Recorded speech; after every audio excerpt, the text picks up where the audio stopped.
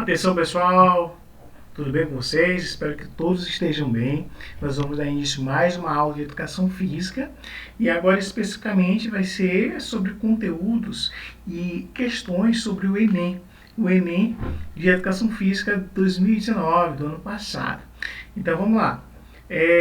A primeira questão é a seguinte: mídias aliadas ou inimigas da Educação Física escolar. No caso do esporte, a mediação efetuada pela Câmara de TV construiu uma nova modalidade de consumo. O esporte, espetáculo, realidade textual, relativamente autônoma face à prática real do esporte.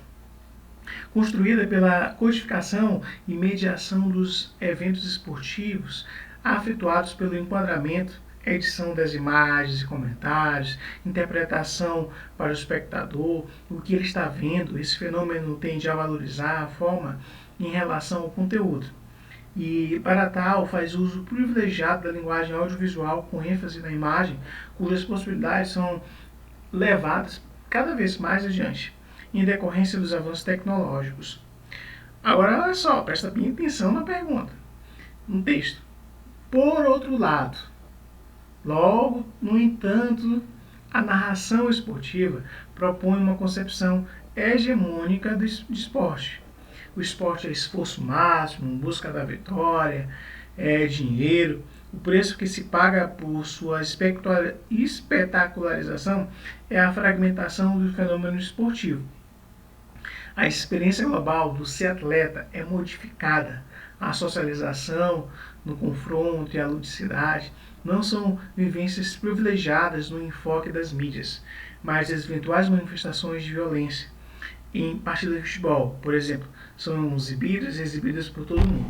Veja bem, a gente fala aqui sobre a mídia, sobre a televisão, e ele fala sobre a mudança e o melhoramento da tecnologia, dos instrumentos tecnológicos, audiovisuais, e a importância da TV nessa informação dos nossos times de futebol, principalmente do futebol, né? Do Vascão, quem é vascaíno aí, que nós assistimos com paixão, e a mídia está muito ligada a isso. Mas, por outro lado, existe uma apelação da própria mídia para mostrar e distorcer o real motivo do esporte. E é isso que o texto fala, que Beth fala, né? Então, o que é que nós vamos falar sobre o controle que a mídia tem no esporte? O controle que a mídia tem hoje até em nossas vidas, né, em relação à economia, à parte social. Então, muitas vezes, muitos de nós são guiados pelas novelas, pelas TVs, pelos times de futebol. Tanto que o futebol é tão forte, tão mais forte que a novela, que é exibido em horário nobre e para ter um jogo de futebol, né? Porque dá audiência, né? Dá dinheiro. Eu vou mostrar aqui um vídeo bem simples, né? Lá daqueles recursos audiovisuais de Ronaldinho Gaúcho, uns fenômenos do futebol brasileiro. E esse vídeo aqui mostra muito bem essa mudança tecnológica, vou mostrar para vocês. O Ronaldinho Gaúcho recebe uma chuteira. Quer provar? Uma chuteira da patrocinadora. E ele vai fazer o teste dessa chuteira. Você percebe que a mídia, o jogador de futebol, o esporte, ele é muito treinado, né? E esses consumidores, nós Ahora que tenemos aquí el italiano de Yoka,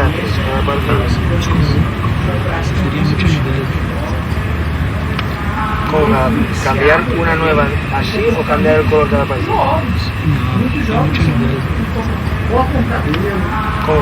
cambiar? A maneira de vestir, a maneira de falar, a maneira de andar dos jogadores de futebol. Os jogadores de futebol são exemplos. Alguns exemplos, mas são modelos para muitos jovens brasileiros. Na época de Barcelona, ele foi fazer essa propaganda, e eles recebem isso. São os donos de imagem, os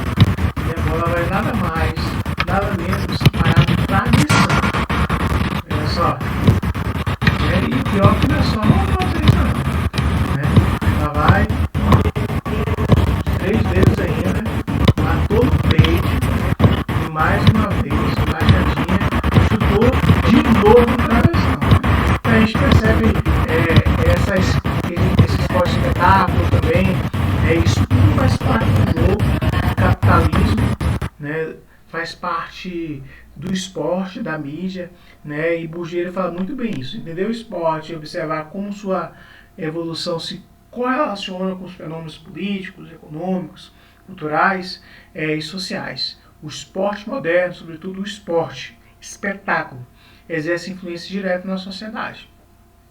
Direta naquilo que nós fazemos, naquilo que nós consumimos. E vamos para a nossa pergunta, né? Então, diante de tudo isso, qual será a resposta? Então, a reflexão trazida pelo texto, que aborda o esporte telespetáculo, está fundamentada na letra A, distorção da experiência do ser atleta para os espectadores. Letra B, interpretação dos espectadores sobre o conteúdo transmitido. Letra C, utilização de equipamentos audiovisuais de última geração. Letra D, valorização de uma visão ampliada do esporte. Letra E, equiparação entre a forma e o conteúdo. Então, diante de todas as alternativas, o que mais aproxima, não o que mais aproxima, o que é de fato a resposta, é a letra A. Ou seja, a mídia, ela distorce muitas vezes essa experiência de ser atleta para os espectadores, em que realmente muitas vezes mostra a violência, as brigas, né, e não mostra todo o esforço que o atleta passa para chegar a esse alto nível do esporte. Beleza? Vamos para a nossa segunda pergunta, segunda questão da Educação Física do Enem 2019. O esporte e cultura. Análise acerca da esportivização de práticas corporais nos jogos indígenas. Olha só, nos jogos dos povos indígenas, observa-se que as práticas corporais realizadas envolvem elementos tradicionais, como as pinturas e adornos corporais, e modernos, né, como regulamentação, olha só, como a regulamentação, a fiscalização e padronização. Por exemplo, o arco, flecha e a lança, por exemplo, são instrumentos tradicionalmente utilizados para a caça e a defesa da comunidade e da aldeia. Na ocasião do evento, esses artefatos foram produzidos pela própria etnia, porém, sua estruturação como modalidade esportiva promoveu uma semelhança entre as técnicas apresentadas com um sentido único da competição. Então, é muito simples. Nós temos que ler, reler e observar alguns detalhes na pergunta. Na primeira parte do tema do texto fala esporte e cultura. Analise a esportivização das práticas corporais dos jogos indígenas. Então, as práticas corporais dos jogos indígenas já está esportivizado. E no próprio texto fala que existem eventos, artefatos produzidos por várias etnias, porém sua estrutura com modalidade esportiva promove uma semelhança entre as técnicas apresentadas. Olha só, qualquer outra pergunta que possa vir, né, as alternativas, você não pode errar. Mas antes disso, eu vou apresentar para vocês, né, os índios aqui desenvolvendo um jogo que muitas vezes a gente utiliza na educação física, a gente chama cabo de guerra, né, dentro da modalidade esportiva é cabo de força. O Brasil, por se tratar, vinha em 2004 falar que o Brasil, por se tratar de um país com inúmeros imigrantes e povos indígenas, possui uma variedade de jogos tradicionais e populares, até porque são diversas etnias, com culturas diferentes, e apesar de todos serem índios. Eu vou mostrar aqui um vídeo dos Jogos Mundiais Indígenas, onde reúne várias etnias brasileiras e até internacionais.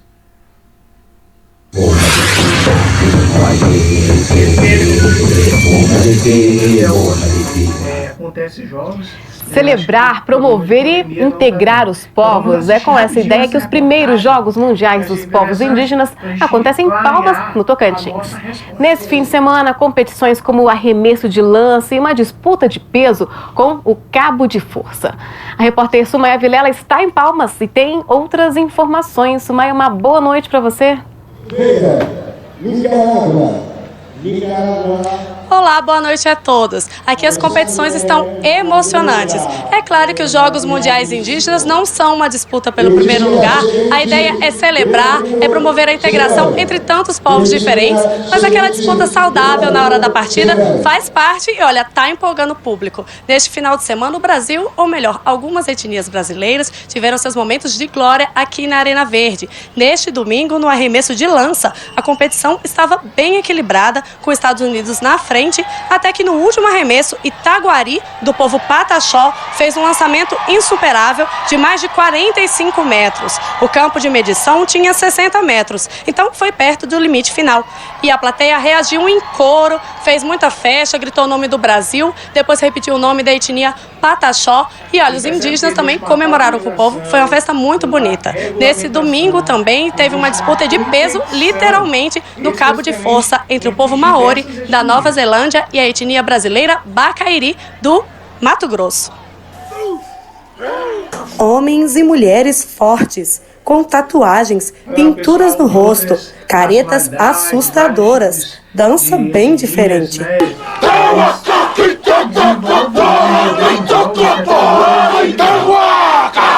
Os Maori, povo da Nova Zelândia, estão chamando a atenção. Olha só o arco flecha, o lançamento da lança, e a gente utiliza muito um dado, né? E eles têm técnica que muitas vezes não são utilizadas hoje no atletismo.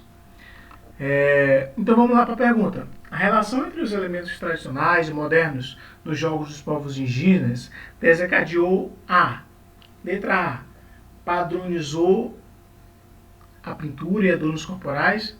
Não. Letra A, descarta. Sobre a posição de elementos tradicionais sobre os modernos? Também não. Nem fala sobre os modernos aqui. Individualização das técnicas apresentadas em diferentes modalidades? Não. Mesmo que cada etnia tenha a sua especificidade de jogos, mas não existia uma individualização das técnicas. Vamos lá, letra D. Legitimação das práticas corporais indígenas com modalidade esportiva? Exatamente. Essa aqui não tem como errar, porque a própria já está na pergunta a resposta. Então a letra E também é descartada, porque preservação dos significados próprios das práticas corporais de cada cultura,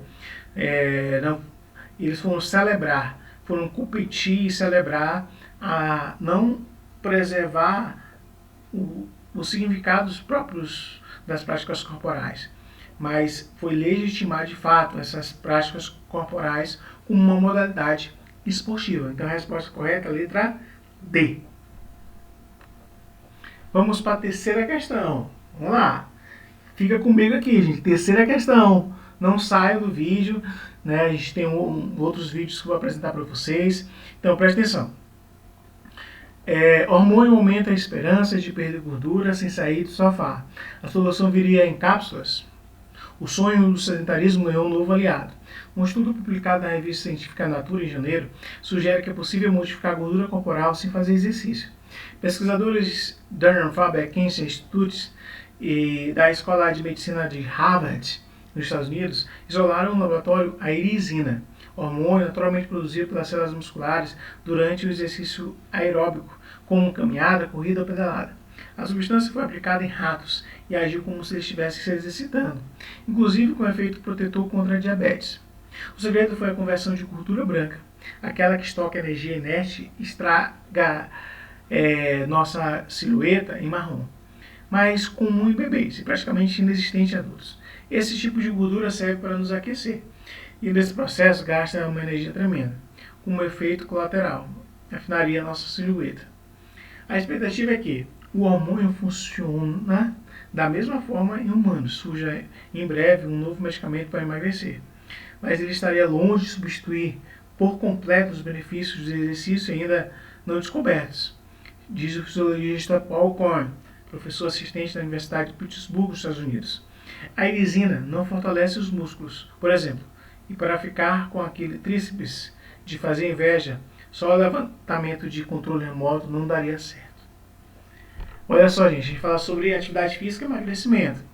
E o Instituto de Câncer, o Instituto Dana-Farber, ele desenvolveu uma cápsula em que a pessoa, ela tomando essa cápsula, ela não precisaria fazer atividade física. Ela ia emagrecer só tomando a cápsula. Mas a gente percebe várias contrariedades no texto. Presta bem atenção às pegadinhas. Entenda o desenrolar do texto. Então, é questão de interpretação. A expectativa é que o hormônio funcione da mesma forma em humanos. Mas é a expectativa, não a realidade. E o próprio fisiologista diz que nós não conseguimos perder peso e ter um aumento de massa muscular só levantando o controle remoto, ficando parado. É necessário fazer ainda a atividade física que gera outros hormônios. Ela tirou apenas um hormônio, a irisina, e existem outros milhares de hormônios desenvolvidos a partir da prática de atividade física. Então vamos lá para as perguntas. Mas antes disso eu vou falar sobre os benefícios da atividade física. Ela melhora a circulação, menor risco de doenças no coração, reduz e controla a diabetes, ajuda a controlar o peso. Pessoal, reduz os riscos da pressão alta, mantém os ossos, articulações de músculos saudáveis e promove um bem-estar físico, psíquico e social, e mental. Isso, essa última aqui, é a própria saúde. Então, nesse sentido, eu vou mostrar aqui uma imagem bem interessante sobre atividade física e saúde. Elas precisam andar juntas, o exercício e cérebro, a nossa mente. A nossa mente precisa estar conectada com o nosso próprio corpo, porque nós não temos o corpo, nós somos esse corpo. Então, para convencer o leitor de que o exercício físico é importante, o autor usa a estratégia de divulgar que, primeiro, pela falta de exercício físico, não emagrece e desenvolve doenças? Errado. Se trata de uma forma de transformar a gordura branca em marrom, emagrecer? Errado. E aí, no próprio texto fala que acontece muito mais com crianças. A irisina, aquele hormônio, é um hormônio que apenas é produzido com exercício físico? Não. Quando a gente vê apenas, tomem cuidado. Letra D. O exercício é uma forma de afinar a silhueta ou eliminar a gordura branca. Vixe, isso aí está fora de cogitação. Então, o que nos serve, gente, a letra E é a resposta correta. A letra E é a resposta correta. Se produzem outros hormônios e há outros benefícios com o exercício. Se produzem outros hormônios e a atividade física é importante nesse sentido. Vamos lá, seguir a nossa quarta questão. Fique conosco. Quarta questão do Enem, galera. Não fuja daí. Então, no Brasil, a disseminação de uma expectativa do corpo com base na estética, da magreza, é bastante grande e apresenta uma enorme repercussão, especialmente se considerada do ponto de vista da realização pessoal. Em pesquisa feita na cidade de São Paulo, aparecem os percentuais de 90% entre as mulheres pesquisadas que se dizem preocupadas com seu peso corporal, sendo que 95% se sentem insatisfeitos com seu próprio corpo. Olha só, toda essa questão a gente já falou até na última aula, sobre o corpo, sobre a mídia, sobre o padrão de beleza proposto pela mídia, em que muitas mulheres elas não se veem com um corpo ideal. E existem transtornos. Esses transtornos eu até falei para vocês na última aula, mas a gente já vê essa resposta na própria questão. A preocupação excessiva com o peso corporal pode provocar o desenvolvimento de distúrbios associados. E esses distúrbios, diretamente a imagem do corpo. Tais como, letra A, anorexia e bulimia? Será? Gente, está quase dada essa pergunta. Letra B, ortorexia e vigorexia? Letra C, ansiedade e depressão? Letra D, sobrepeso e fobia social? Letra E, sedentarismo e obesidade? Gente, claro que anorexia e bulimia. Eu falei para vocês na última aula sobre anorexia. Caiu ano passado essa questão. Ano passado. Anorexia.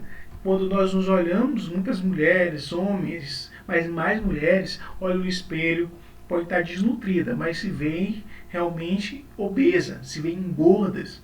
A bulimia, a pessoa também tem distúrbio com a sua própria imagem. A pessoa, ela se alimenta mas ela sente que esse alimento vai engordá-la e ela tenta vomitar e retirar esse alimento do seu estômago.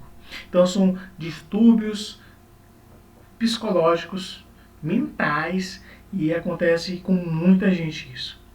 Certo? A resposta correta é letra A.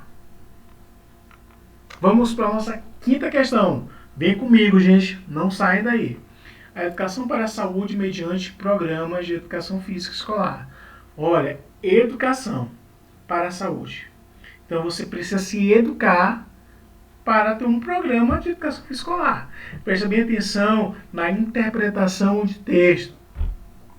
A educação para a saúde deverá ser alcançada mediante a interação de ações que possam envolver o próprio homem mediante suas atitudes, frente às exigências ambientais representadas pelos hábitos alimentares. Olha só, para você ter um programa, você tem que ter um hábito alimentar, ter um estado de estresse, opções de lazer, a atividade física, a agressões climáticas, etc. Dessa forma, esse conjunto de atividades, dessa forma parece evidente que o estado de ser saudável não é algo estático. Ser saudável não é só tomar uma pílula, não, né? Não é só tomar um remédio. Ele é movimento, precisa ser movimento, não é estático. Pelo contrário, torna-se necessário adquirir e construí-lo de forma individualizada constantemente ao longo de toda a sua vida, apontando para o fato de que a saúde é educável e, portanto, deve ser tratada não apenas com a base em referenciais de natureza biológica e higienista, mas, sobretudo, em um contexto didático-pedagógico. Olha só, a gente entendeu tudo. A educação ia ser saudável e ter um programa de atividade física não pode ser estático. Ele precisa ser individualizado. Eu não posso passar um treino para qualquer pessoa. Cada um tem o seu treino, de acordo com o seu estado físico, o seu estado psicológico também, as suas comorbidades. Então, cada um precisa adquirir e construir de forma individualizada para toda a sua vida. Então, isso é um texto bem simples, direto e falando o que se deve ser dito, Então, vamos lá para as respostas. A educação para a saúde pressupõe a adoção de comportamentos com base na interação de fatores relacionados ao quê? A adesão de programas de lazer? Não. O texto não diz isso. Letra B, a opção por dietas balanceadas. O texto pode até dizer, mas não é só isso. Letra C, constituição de hábitos saudáveis. Essa aí talvez. Letra D, evasão de ambientes estressores. Não. Não é só isso. Realização de atividades físicas regulares. Também não é só isso. Apesar de estar no texto. Pessoal, a resposta correta é letra C. Construir um hábito saudável. Um programa de atividade física saudável. Beleza? Bem simples e fácil. Vamos comigo, a nossa última questão, sexta questão de educação física do Enem 2019, em que fala sobre obesidade. Olha só, em nenhuma outra época do corpo magro adquiriu um sentido de corpo ideal e esteve tão em evidência como nos dias atuais. Esse corpo nu ou vestido exposto em diversas revistas femininas e masculinas está na moda. E capa de revista, matérias de jornais, manchetes publicitárias se transformou em um sonho de consumo para milhares de pessoas. Partindo dessa concepção, o gordo passa a ter um corpo visivelmente sem comedimento, sem saúde, um corpo estigmatizado pelo desvio pelo excesso. Entretanto, como afirma a escritora Marlene Wan, é perfeitamente possível ser gordo e saudável. Olha o que ela fala. Frequentemente os gordos adoecem, não por causa da sua gordura, mas sim pelo estresse, pela opressão a que são submetidos. Vasconcelos, um peso na alma, diz isso. Ou seja, existe gordinho saudável, viu? Então vamos lá para nossas respostas. No texto, o tratamento predominante da mídia sobre a relação entre saúde e corpo recebe a seguinte crítica. Letra A, difusão de estéticas antigas? Não, essa aí fora de contexto. Exaltação das crendices populares? Vixe, joga fora. Propagação de conclusões científicas? Também. Reiteração dos discursos hegemônicos? texto não diz isso, que reitera esse discurso de um corpo perfeito. Mas, letra E, a escritora falou a resposta para vocês. Contestação dos estereótipos consolidados. Ou seja, existe uma discussão séria sobre que ser gordo leva à doença, que ser magro não tem doença, né? Então ela contesta que esse estereótipo de gordinho não saudável não é uma regra. Existem gordinhos também que são saudáveis, certo? Então eu vou mostrar aqui um vídeo bem simples para vocês sobre doença e obesidade. Apesar dessa última questão do Enem, falando sobre que existe gordos e saudáveis, mas a gente está vivendo hoje um tempo de pandemia, a gente está vivendo hoje um tempo da Covid, do coronavírus, que tem matado muita gente. E muitas de pessoas que têm morrido é por uma comorbidade e é por serem obesas. A gente vai assistir uma reportagem muito bacana aqui, que eu gostei do Fantástico, e uma parte aqui da reportagem sobre a importância da atividade física e para que nós possamos tomar cuidado da obesidade. Apesar da autora falar que existe gordinhos saudáveis, existe sim, mas a obesidade ainda mata. Ser obeso, né, e não desenvolver uma prática de atividade física, né, mata. Obeso e sedentário mata. E a autora diz que é obeso e praticante de atividade física. Então vamos assistir rapidinho, né, um pequeno trecho dessa reportagem.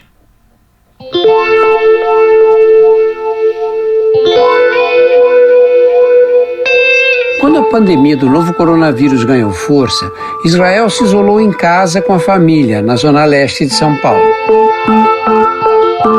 Dias depois, começou a se sentir mal. E o que você sentia exatamente? Muita dor no corpo e dor de cabeça. Eu já não estava aguentando nem levantar da cama. Foi onde já estava sentindo falta de ar já. E aí meus filhos me levaram na UPA, que chegou lá, já foi direto para UTI já. Os exames confirmaram. Israel estava com a Covid. Israel, quantos anos você tem? Eu tenho 50 anos. Você sempre teve essa tendência de ganhar peso fácil? Sim. Desde quando? Desde criança? Na adolescência? Desde criança eu sempre fui gordinho. Israel pesa 110 quilos, tem 1,70 m de altura. Com esses dados, calculamos o IMC, o Índice de Massa Corpórea. A conta é simples, é o peso dividido pela altura vezes altura. No site do Fantástico tem uma calculadora para você saber o seu IMC. Se o resultado for menor que 18,5, você está abaixo do peso. Entre 18,5 e 24,9, peso normal. De 25 a 29,9, excesso de peso. E acima de 30, obesidade. O IMC do Israel é de 38.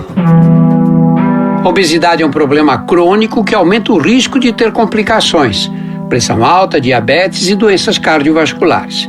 No Brasil, 57% dos adultos estão acima do peso ideal. 20% dos brasileiros são obesos. Existe uma epidemia de obesidade no Brasil. Isso tem influência na epidemia de coronavírus? Infelizmente tem, Drauzio. A gente percebeu que quando conseguiu olhar com um pouco mais de detalhe aquelas pessoas mais jovens, havia claramente uma relação entre aquelas pessoas que eram obesas com o desenvolvimento de doença grave. Pelos dados do Ministério da Saúde, a mortalidade dos jovens obesos é mais alta do que a dos idosos obesos com Covid. Entre aqueles com menos de 60 anos, 57%. Entre aqueles com mais de 60, 43%. Os quadros mais graves em pessoas mais jovens, em geral, são de pessoas que têm uma obesidade marcante. Embora muitas vezes a gente leia no jornal que ele não tinha nenhuma doença crônica, ele não tinha diabetes ou problema no coração, mas ele tinha obesidade. Israel ficou 6 dias numa unidade de terapia intensiva. Eles mediram a tua oxigenação no dedo? A saturação estava 72. Em condições normais, o nível de oxigênio deve ser de 95% ou mais. Você começa a pensar um monte de coisa, se desespera. Eu cheguei a ligar para meus filhos, me despedir, que para mim era o fim. A relação entre a obesidade e o agravamento dos pacientes começou a chamar a atenção. Nós vamos finalizar esse vídeo e até a próxima aula, se Deus quiser. Valeu? Deus abençoe todos vocês. Estamos juntos. Estamos distantes, separados, mas estamos juntos, conectados. Valeu!